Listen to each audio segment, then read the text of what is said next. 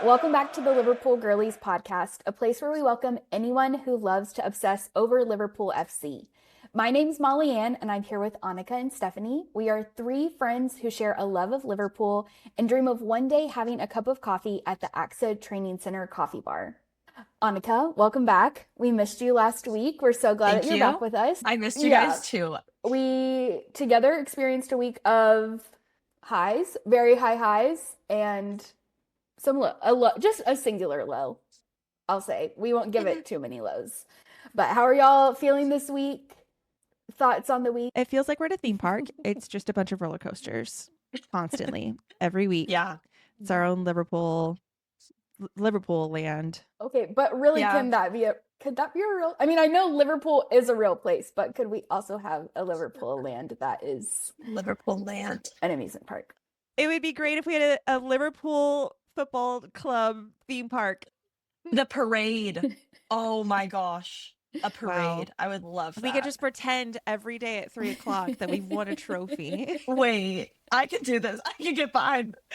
Let's just go march around the neighborhood at Thrusham every day with our Liverpool stuff on. It's the Liverpool parade. Listen, we've already added more Liverpool fans to the little club because of our friends and family who were like, hi, I'm going to support you and listen. And now they're like, hi, now I'm watching games and I'm so sorry that you've lost so many times. So we could get so many people on the bandwagon. It's true. Idea. It's true. No, this week I just kept thinking that the lyrics of You'll Never Walk Alone really were like hitting and it was very cathartic. You know, sometimes it feels like a song of victory and sometimes it feels like, you know, that cathartic emotional moment you need. And so I was really appreciative of just the camaraderie and connection that Liverpool brings in the highs and the lows, the roller coasters. Yep. Well, outside of, you know, our depths of feelings, we did have some fun behind the scenes, like off the pitch moments that we could talk about. I first did want to wish Sobo and Cheese a happy birthday. They're birthday twins, which was so fun. I didn't know that before. And they got to play on their birthday, which I guess is a cool experience as well. Happy birthday, Sobes and Cheese. Yes. And also, I don't know if you guys got a chance to watch, but there was an inside the trip to Frankfurt video. It was really fun to watch. I appreciated, I felt like I was going on that trip with them to Germany, and it reminded me a lot of our experience when we went to Philadelphia to watch them play, and just how it felt to be walking around a city and seeing all these Liverpool fans everywhere and getting something to talk about with everyone and wondering oh, what coffee shop are they going to go to? Where is the team off to next? So I had a lot of fun watching that video and seeing those little moments. I don't know if you guys saw anything that you wanted to point out as well. So last week, Annika, when it was just Stephanie and me, we talked about a new friendship pairing of Alexis McAllister and Federico Chiesa, which we then were pointed out by our friend Young that we missed the most iconic nickname duo of calling them Mac and Cheese. And so I was really happy to see that we saw more time with Mac and Cheese together. And I was like, okay, this is Those a are some cute real, they're moments. sitting on a bench having a conversation. I was like, this is a real friendship. They actually hang out with each other. And I had forgotten that Mac either did an interview or wrote an article at the beginning of the season just talking about how hard this season was for him with Darwin leaving and Lucho leaving. The goalkeeping coach was also kind of in their friend group, and so he just kind of acknowledged he was one of the last ones left. And so I'm just really happy he's found they all get along and have really great relationships, but to kind of have that little pocket of tighter friendship. I'm really thankful for Mac. So another Mac and Cheese sighting. I love that. They are teammates, but you hear them call each other brothers all the time. So it really is one big brotherhood. So it's nice to see that growing. It's true. I, of course, am selfishly heartbroken that it's not Cheese and Kirkaz, but I think this friendship pairing makes so much sense. And the nickname Mac and Cheese, you just can't get any better than that. So I mean, I'm here there's for it. no better combo. The other friendship dynamic that I noticed when they were eating breakfast outside on the terrace is we had Mo, Soboslai, and Kirkez all sitting at a table together, and then they had their little shots of espresso, and Mo held them up, and they all cheers before they drank it, and it was the cutest moment. Oh my gosh, it was just, I love those little moments of them like seeing the world together and like savoring their friendships, because I think about that so often with their experiences as players, getting to chase their dreams, play in the Champions League and travel around the world with their friends and their, teammates. And yeah, it's just so sweet to see them have those moments. And of course, knowing how that game went down, it makes it extra sweet. I think Mo is a really big part of continuing that culture. I feel like he is one who's very intentional about that. And I think that's really special for Kirkus to come in. And of course, he is very like close with Soboslai. He stays very close to him and kind of like follows him around, has learned a lot from him. And to get to have that time with one of the best players in the world, Mo Salah, is really special. So I'm so grateful that Mo signed a 2-year contract and is sticking around to kind of like let on that legacy. So is so important and special. In other news, we did have Chiesa win the Standard Charter Player of the Month for September. So congrats to him. And of course, a big accomplishment. I always think it's funny that they're announcing these things a month later. Like every time it's sending me for a little bit of loop. I'm like, nope, we are at the end of October. But yeah. Did y'all watch watch his interview when he got his award? I didn't see it. Okay, you should go back and watch it, because it's like slightly giving annoyed, where he's like, guys, like we lost a lot of games, and 2, like I didn't play much. I know you like me, but like I don't. It was just giving like he was trying not to be like, I don't feel like I deserve this yet, and I want to get it when I deserve it. Yeah. Is that voted for by the fans? Oh, okay. That makes so much so like I think everybody wants to see more of him and like believes in him so much. So it comes from a great place, but I think he was like, no, this was not. I mean, he was like trying to be gracious and hold space for like, okay, but can you give this to me when I really deserve it? Because it wasn't my time yet. It's fun though to see him, be in this space where he's really like craving that extra time on the pitch and working so hard to prove what he has got every opportunity. So I'm so excited to see what he does this season and the moments that we get with Chiesa. I think we're going to see some really special moments with him for sure. So glad he stuck around too. Yeah, me too. I know, we didn't know, right? So it's awesome. We got a break from the losses and we had a wonderful time in Frankfurt. We went one down, but able to pull out a 5-1 win in Germany, which I was so grateful for. We tested out our theory of where all 3 of us wearing our matching green kits. And so that worked and it was great. And I was just glad to have like a midweek pick me up. Hugo hit that first goal and you can tell, we've talked about this a handful of times before, the guys and they're celebrating right now. It's not massive celebrations like we saw last year or like the beginning of this season of like, oh my gosh, we deserve to celebrate right now. It's just been very low key. And then I realized after the match, of course, Hugo didn't want to celebrate very much. He just kind of held up his hands. He just came from Frankfurt, held up his hands, gave like the thank you, and then just kept on running. So I was like, oh, of course, that was very respectful, very kind. So I'm glad that he got to have that goal. The supporters, oh my gosh, the Frankfurt supporters were class. They were incredible. Amazing. Even going 5-1 down, they were just as loud as our supporters. I mean, the Liverpool supporters in Frankfurt were incredible. Incredible. So I just want to go to an away match. Going to an away match for a Champions League match would just be peak, just amazing. But we saw Hugo, Virgil, Konate, Cody, and Soboslai all get goals, and it was very uplifting and very encouraging to see the way that those guys could all work together in the way that we knew that they have the capability of doing so. Absolutely. It was so fun. Another player that I was thinking a lot about was Florian being back in Germany and playing in his home country. We saw some fun moments from him and I think some like confidence too on the pitch. And I was like, oh, he's back in Germany. Like he's playing in an environment that maybe he's more comfortable in. I don't know. But it was fun to see those different moments. And that game was just so enjoyable. Oh my gosh.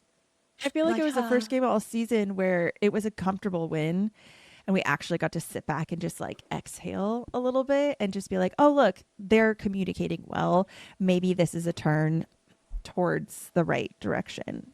We'll get to that later, but yeah, it was really fun. No, I think I think it will be. I don't think we discredit that win because we know what comes after it. But I think we just saw like, okay, this is that group that started worked really well together. Like, you know, so I think we learned from that. And I think right now Slut's also just trying to be mindful of keeping people from getting injured. So, you know, that was like, okay, this group worked really well. Maybe we choose to change it, but we know like this is a group we have that can play really well together. So I thought it was such a fun game. I'm really, really thankful for the win. I think I'm always grateful for a win, but that one was like, we needed just to like take a little bit, you know, of the pressure off midweek. Yes, definitely. Having Curtis, Sobo, and Florian in midfield was insane. Oh my gosh. Curtis Jones, he is underrated. The way that he works when he's on the pitch is incredible.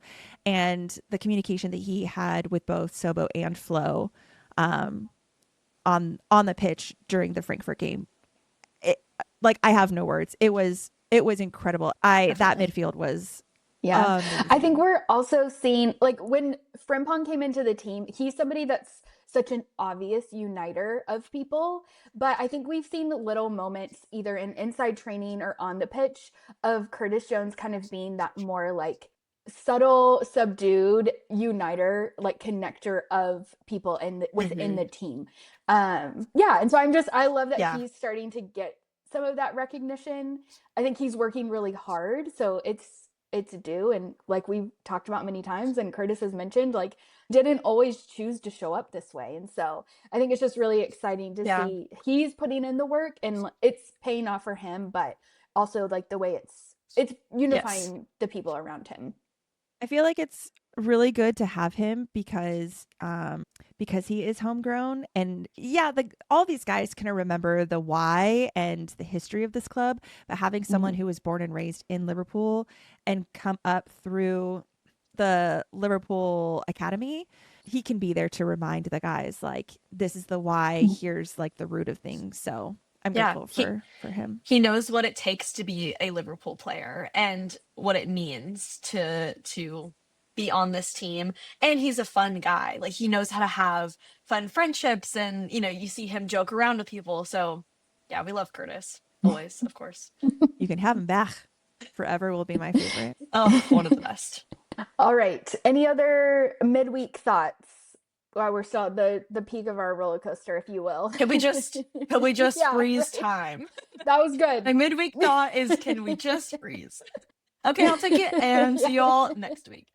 All right. So then this weekend we had another away game. We traveled to Brentford, got to play some of our former Liverpool players, Hendo, Kelly, Sepp, Carvalho, which was great, but also sometimes was like, guys, we got to remember they don't play for us anymore.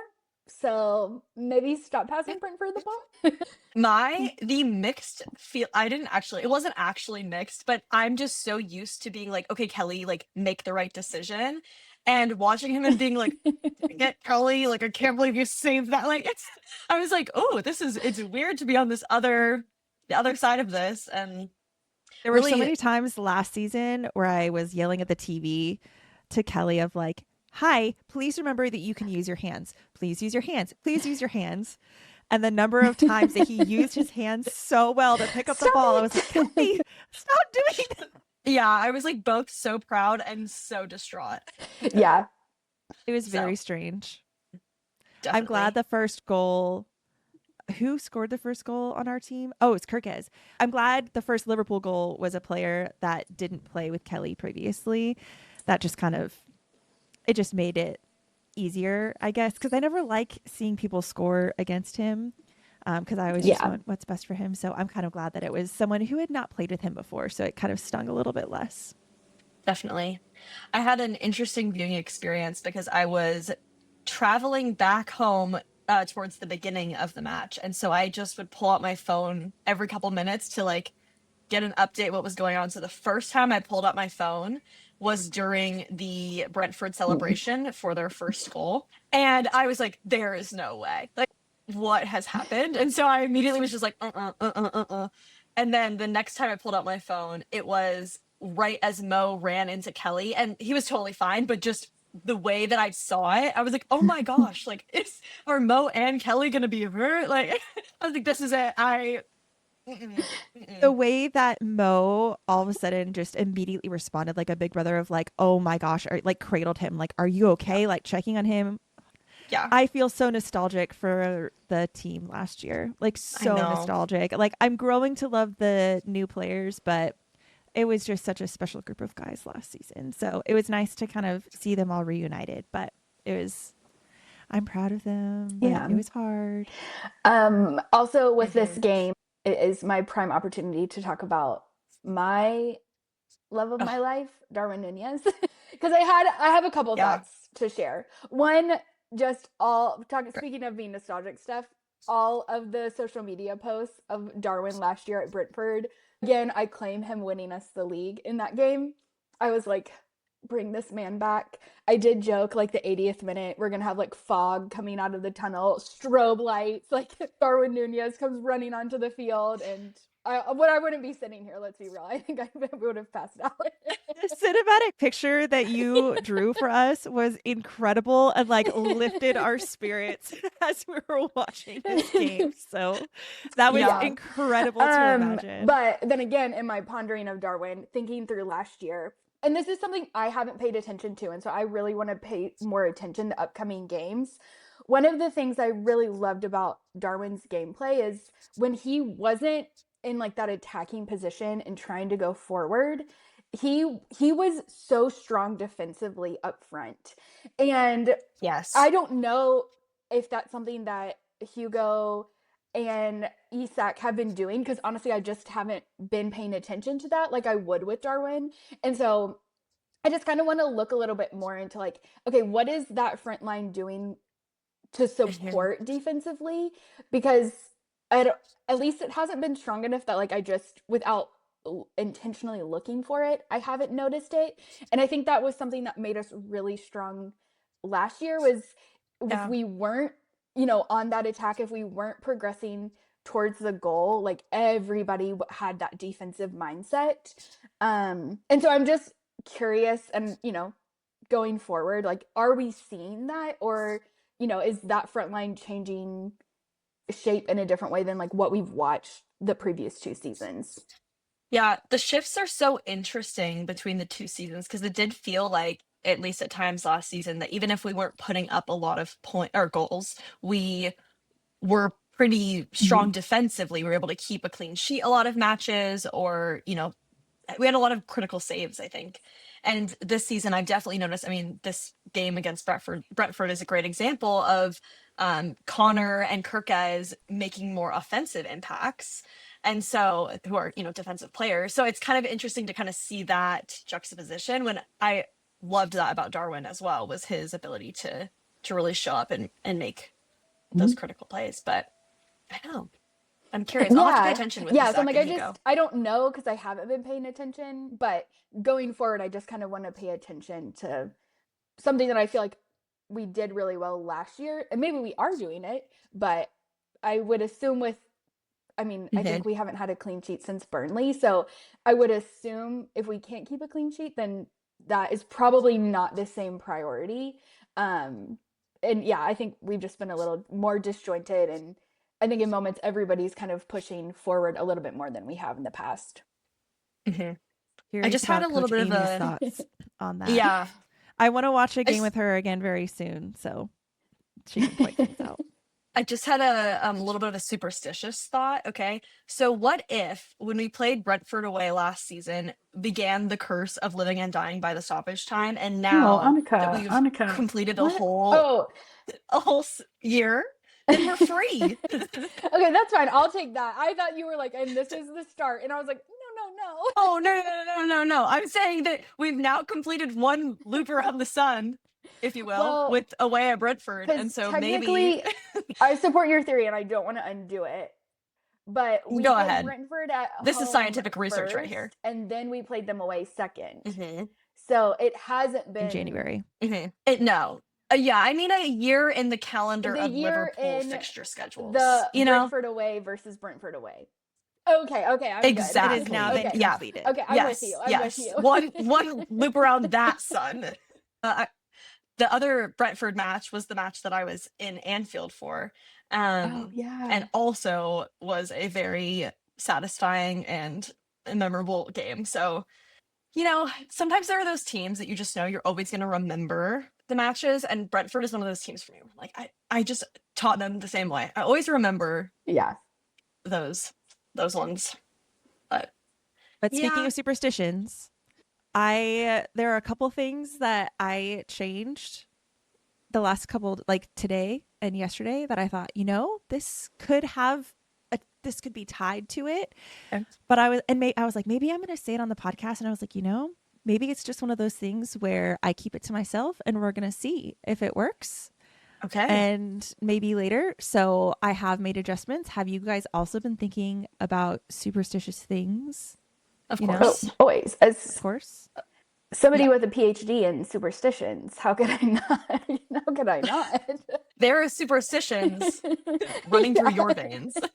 But are we going to be twinning, tripling again this weekend? Okay, we have to make that decision. We don't have to make the decision right now.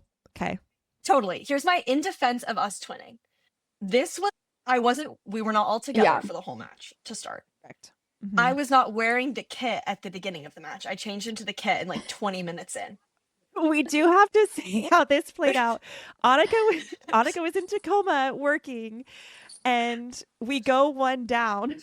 Brentford scores, and we get a text message from her saying, "I'm changing into my kit immediately. I'm so sorry. This is my fault." And then we get a picture of her in her kit. So I literally put it over my work clothes. I didn't even have time to find a bathroom. I was just like, we have to get this on as soon as possible.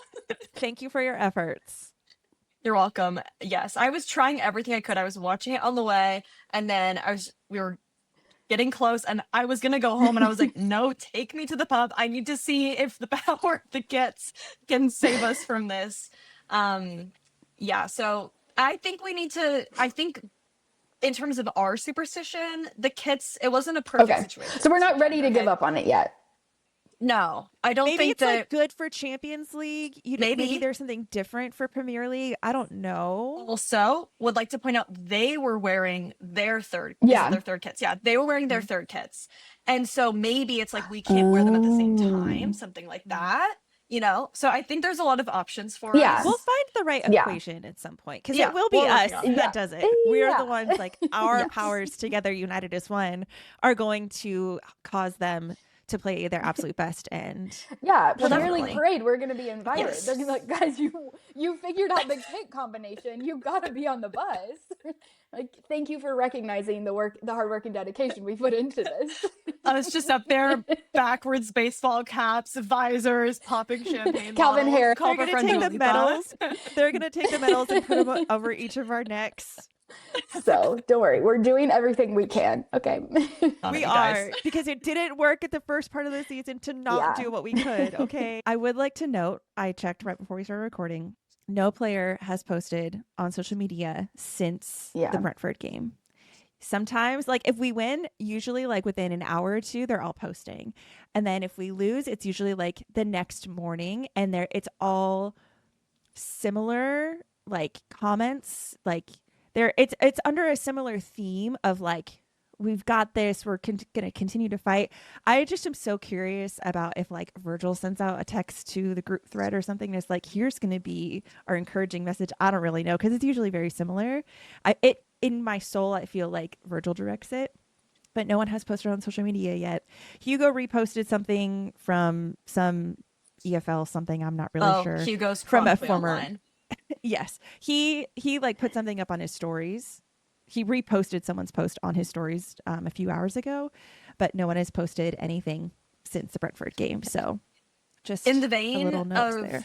like team messaging and encouragement, one thing that I always wonder is before matches when you see them like huddle up in their circle, like, could we get a mic'd up version of that sometime? Could I hear what, I'm assuming it's Virgil because he's the captain, but maybe it's other players, who knows, what they're saying, like what their mantras are or something. You know, this is the information that we need to have access to, honestly. Yeah, Virgil did say that they met as a team with the coaches after Frankfurt or before Frankfurt. And then he said, yes, we also did meet just as players. So Yeah. That's really good. Yes. I still believe in them. I'm still encouraged by them. I'm excited to see. We also have discussed maybe making a Ted Lasso believe sign for ourselves. Yeah, I thank you for reminding me of that, because I do need to decide on the artwork that I'm going to put on my wall and get that all sent to like FedEx to get it printed, because I'm also going to get professionally printed and laminated a believe sign to put above the door of St. Andrews when we have matches, because I just feel like we need, like, don't you think? I just feel we put up the flags every week anyway, so we might as well put a belief sign above the door. So it's time. It really is time. So yes, that hopefully that will bring some good juju. Absolutely. As we walk in. So anyway, what are some other thoughts? I have another thought. And I went back after the Man United game and listened to Brene Brown's podcast that she did with Raj on Men in Blazers. And because I just love her perspective and love the like, just like her talking about the humanity in football. And so after this weekend and, you know, just seeing like, especially the negativity online and in social media of like, it's okay to be disappointed and to be like, hey, we're not like, this team is not playing as well as they can. And it doesn't mean that I don't support, you know, like I still support them, and it's, you can hold space for both. But then just in the vein of like thinking about what Brene was talking about and like the humanity in football and like, and Raj talks about this too a lot in Men in Blazers of like, what we see on the pitch is like real life kind of like playing out. And so it's just so interesting for me. And I don't have this as like a fully fleshed out thought. So just, I'll say what I say, and that's as far as it gets right now. But just like in life, the only way that we learn lessons and get better is by not being successful at something and like by failing at something. And unfortunately, that's what we're just watching this team do right now, is like failing to try to figure out like what isn't working and what is working. But it's interesting to watch other humans on social media like not be able to understand that we all share this common experience of failure like on a daily basis, whether it's like really small or really big. And we just can't have grace for other humans failing. And I don't know, that's just kind of been like in my head since Man U of like, this is the only way we learn. And like, it doesn't mean like, well, that's fine, we just lose matches because that's what we do. It's not. But just to expect people to learn how to play with a new team, you know, new coaching tactics, like this is Slott's team, this is not Klopp's team anymore, and to just not be able to hold like a little bit of space for them not to do it perfectly. I don't know, I just think it speaks a lot about humanity. It's just like an interesting thought to like watch other people where like it's something we all share, we all experience failure, like but we can't hold space for somebody else, but we would want someone to hold that space for us. I don't know. So anyway, a little maybe more high level than my 90 minutes of football. And like I said, not fully fleshed out, but it's just kind of been rolling through my brain of like, that's how else we expect them to figure it out. No, I think we get to learn so many lessons about like community and humanity through sports. It's one of the coolest things about it. And so I think you're absolutely right that it's a lot easier to find fault in people looking outward than to like self-reflect or at least hold the space to say like, gosh, I'm trying and failing, but I'm not doing it in front of millions of people, and I'm grateful for that, you know. But the vulnerability that it takes to go out there and to fight and to, you know, we watch these people and we see how badly they want it, that they're literally flailing their bodies around to try to take a ball into a net. Like, okay, they're putting their bodies at risk for this goal, but it's so real and it's so honest. So yeah. Hard. Liverpool winning or losing doesn't change my life. Like, my life is reliant on a team winning a game or drawing a game or losing a game.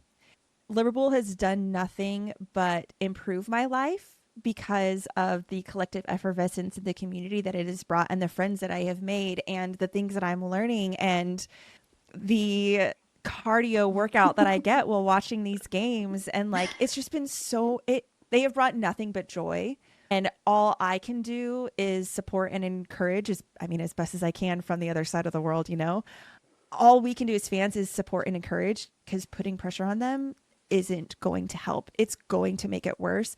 And it's just a really big bummer, because one of my favorite parts of especially like starting this podcast is finding people online who are like-minded and getting to converse with people and like posting things and having people come in the comments and like interacting with them. But like, I've been kind of scared to go even open up those accounts, because it's just the negativity and the pointing and the blaming and the making fun of from other teams. It's just a bummer. And I just feel like now is the time where You'll Never Walk Alone is really, really important. And it's so important that we all as fans come together, and it's just like, yeah, we're losing and we're going to support them no matter what. This is when like we join hands and we try to see the light. And, it's just a bummer. That's just where it is right now. And I hope that once the shock of it, like, because it's a 180 from where we were at. Absolutely. I hope that the shock of it, and once things settle down, it will change.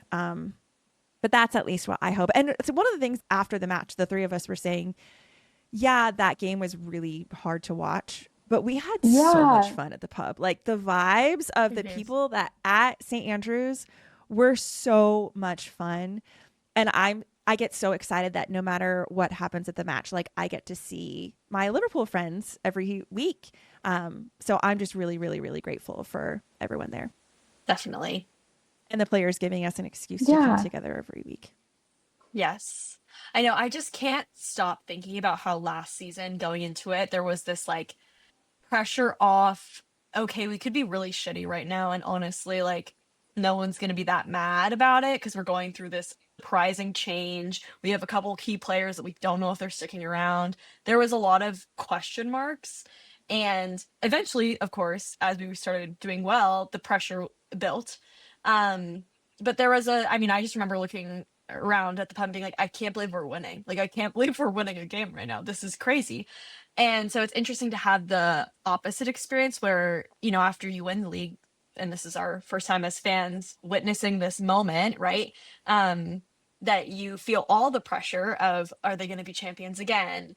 And it's interesting to kind of go through this spell of time where it's feeling really, discouraging in some ways. I almost do feel that a pressure release as well, as like, okay, we're really facing the music about where we're at as a team right now.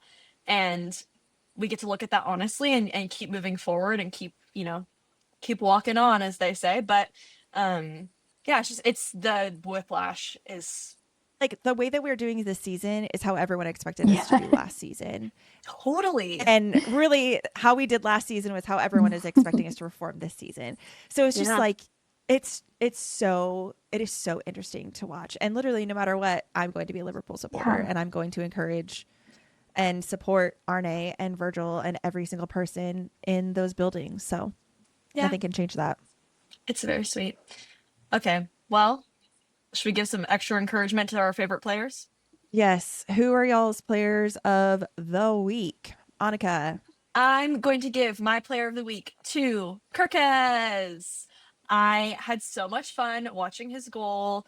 I was in the car at the time, and so it was just this, I was feeling like, oh no, this is not good. We're going into the half, down 2. This cannot be right. And so he gave me a little glimmer of hope, and just seeing how excited he was and his joy. And, Kirkes has already had quite an arc this season of coming in, and we're like, whoa, I was very impressed. And then I was like, is he comfortable? Is he a little bit of a wild card? And so seeing him find his footing as a Liverpool player is so fun to watch. So I found a lot of joy in seeing him play this week. Mine is for Mo. I'm so glad he got his goal. Hopefully, I know we didn't end up winning, but hopefully that takes some of that pressure off of him. Sometimes I feel like when he's not performing to the standard he knows he can, or people expect him to, he really starts to force it. And I think we've seen some moments the past few games. And so I'm just really thankful for him. Again, with kind of like all the Mo hate that's going on online, like this man has given everything for this club. So the hate is we're not here for it. Don't put that out there. Like I don't know. Anyway, I'll say something I probably don't want recorded in a podcast forever. So with that, I'll keep my mouth shut. But Mo is my player of the week. I appreciate that. Yeah. I love that pretty much the very start of the Brentford match, all of the away fans that were there just immediately started singing Mo's song, just because there has just been so much noise on social media. And I feel like the fan base that is there in person, especially for the away matches, and the fan base that is online, they're very different. And it's a lot more divided and negative online than I feel like it probably is in person. I can't say that because I'm not in person at Liverpool, but I think it is very different in person. Absolutely. So at least that is my hope. But my player of the week is Curtis Jones. Always a good one. Oh my gosh. Annika, you have like really become a Curtis lover this season. He's incredible. I'm so grateful for him, especially during the Champions League match against Frankfurt.